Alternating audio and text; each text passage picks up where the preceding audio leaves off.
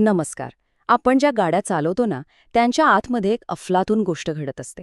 विचार करा, हजारो सुट्टे भाग एकत्र येऊन एक ताळमेळ साधतात आणि मिनिटाला हजारो नियंत्रित स्फोट घडवून आणतात.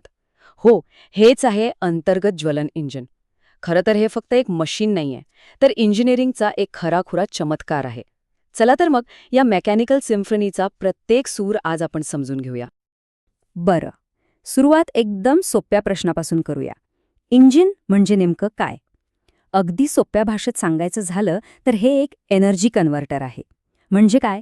तर ते इंधनाच्या ज्वलनातून तयार होणारी जी उष्णता आहे, म्हणजे थर्मल एनर्जी, तिला थेट मेकॅनिकल एनर्जीमध्ये, म्हणजेच चाकं फिरवण्याच्या शक्तीमध्ये बदलतं. जरा विचार करा या गोष्टीचा. आपले इंजिन प्रत्येक मिनिटाला अक्षरशः हजारो नियंत्रित स्फोट घडवून आणतं. आता हे काही अंधाधुंद स्फोटांचा गोंधळ नाहीये, तर ही एक इतकी अचूक प्रक्रिया आहे जी त्या प्रचंड ऊर्जेला गतीमध्ये बदलते.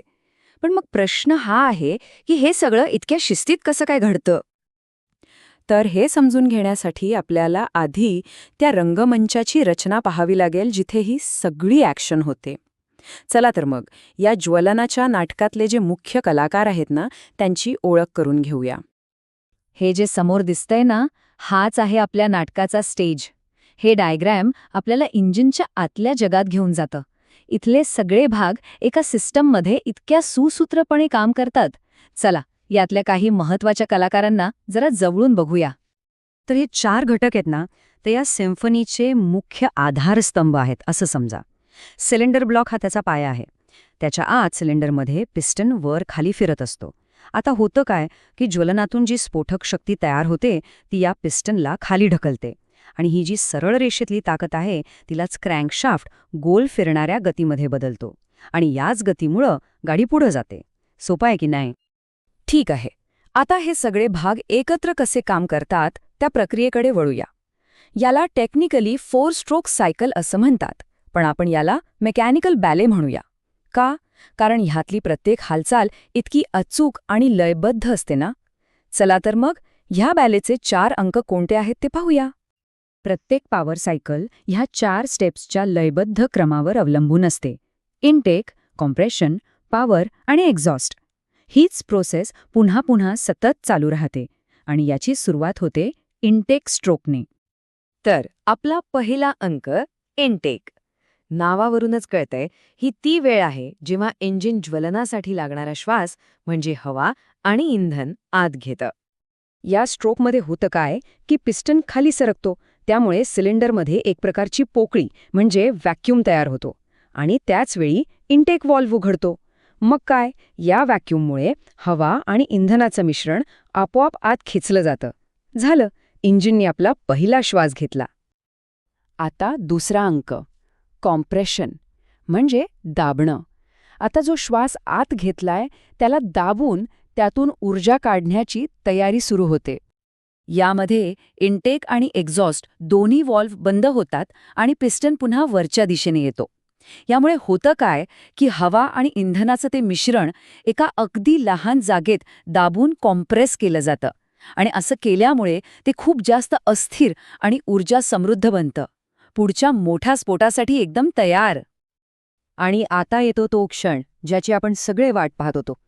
तिसरा आणि सगळ्यात महत्वाचा अंक पॉवर स्ट्रोक. इथेच खरी जादू घडते. स्पार्क प्लग एक छोटीशी ठिणगी टाकतो आणि ते दाबलेलं मिश्रण पेट घेतं. या नियंत्रित स्फोटातून इतकी प्रचंड शक्ती तयार होते की ती पिस्टनला मोठ्या जोराने खाली ढकलते आणि हीच ती शक्ती आहे जी क्रँकशाफ्टला फिरवते आणि शेवटी चाकांपर्यंत पोहोचते. इंजिनला मिळणारी सगळी ताकद फक्त आणि फक्त ह्याच एका स्ट्रोकमधून येते. आता आपल्या या बॅलेचा शेवटचा अंक आहे एक्झॉस्ट. म्हणजे काय, तर सिलेंडरची साफसफाई. काम झालं, आता कचरा बाहेर काढायचा. या शेवटच्या स्ट्रोकमध्ये एक्झॉस्ट व्हॉल्व्ह उघडतो. पिस्टन पुन्हा वर जातो आणि आतमध्ये जे जळलेले वायू आहेत त्यांना बाहेर ढकलून देतो. जणू काही इंजिन श्वास बाहेर सोडते. आता सिलेंडर पुन्हा रिकामा आणि पुढच्या सायकलसाठी तयार आहे. आणि लक्षात घ्या, हे सगळं चक्र मिनिटाला हजारो वेळा घडत असतं. पण थांबा, गोष्ट इथेच संपत नाही. हे जे ज्वलन आहे म्हणजे मिश्रण पेटवण्याची जी प्रक्रिया आहे ती सुरू करण्याच्या 2 मुख्य पद्धती आहेत आणि याच फरकामुळे पेट्रोल आणि डिझेल इंजिन एकमेकांपेक्षा वेगळे ठरतात. फरक तसा खूप सोपा आहे. पेट्रोल इंजिनला स्पार्क इग्निशन लागतं. म्हणजे ते हवा इंधनाच्या मिश्रणाला दाबून कॉम्प्रेस करतं आणि मग स्पार्क प्लगच्या ठिणगीने त्याला पेटवतं. याच्या उलट डिझेल इंजिन कॉम्प्रेशन इग्निशन वापरतं.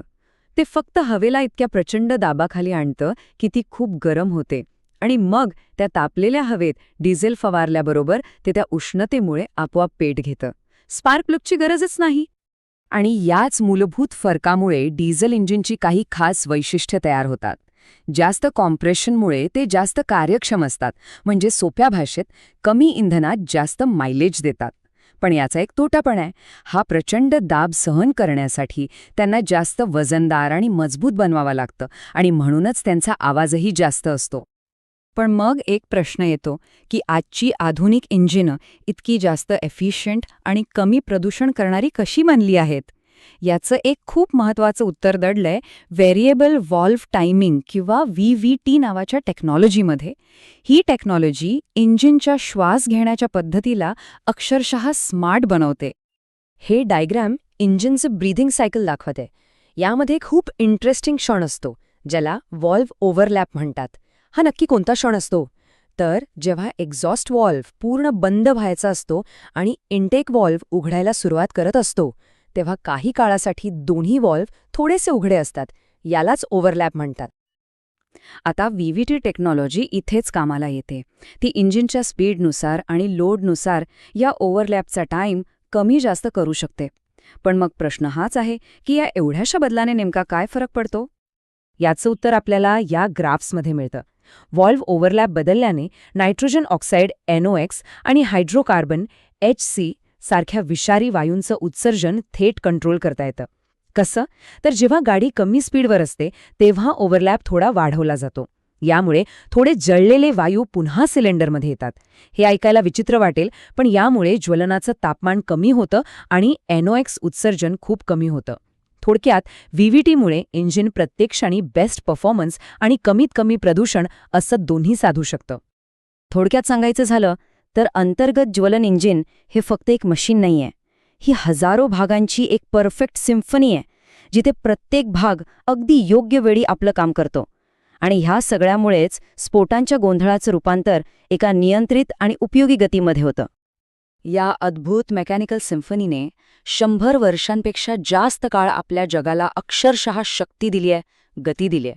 पण आता इलेक्ट्रिक गाड्यांच्या या नव्या युगात एक मोठा प्रश्न उभा राहतो की या सिम्फनीचा पुढचा अंक कोणता असेल आणि तो तिचा शेवटचा अंक ठरेल का?